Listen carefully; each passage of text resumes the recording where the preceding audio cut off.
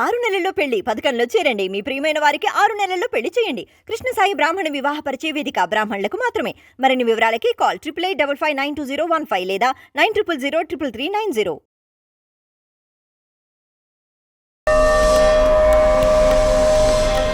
ఈ వ్రతాలకు సంబంధించి కథలు అయితే కార్తీక పురాణం కానీ లేకపోతే ఇంకేమైనా అందులో ఒక మాట వింటూ ఉంటాం. అంటే ఈ పుణ్యం ఏదైతే చేసుకున్నామో దాన్ని ధారపోయటము, అలా పుణ్యాన్ని ధారపోసినట్లయితే వేరే వాళ్ళకి ఆ పుణ్యము మనం అప్పచెప్తున్నాం కాబట్టి వాళ్ళకున్న కష్టమో లేకపోతే బాధో లేకపోతే ఏదైనా శాపమో అది తీరిపోతుంది అన్నట్టుగా కథల్లో వింటూ ఉంటాం.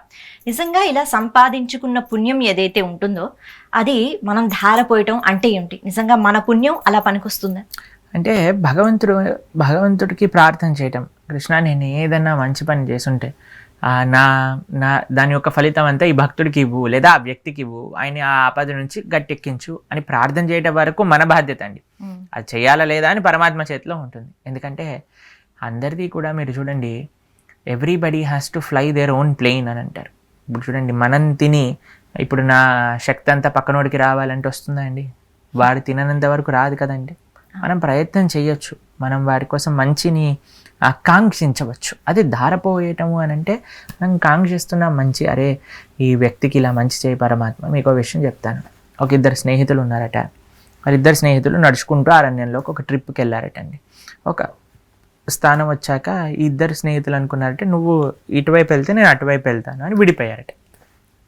ఈయన నడుచుకుంటూ వెళ్తున్నాడు, ఇంకొక స్నేహితుడు నడుస్తూ ఉంటే చాలా ఆకలిస్తుంది అనమాట. అరే నాకు అన్నం దొరికితే బాగుండు కదా అని అనుకునే లోపల కళ్ళు తెరిచి చూడంగానే ఒక పెద్ద ప్లేట్ నిండా ప్రసాదం వచ్చిందట.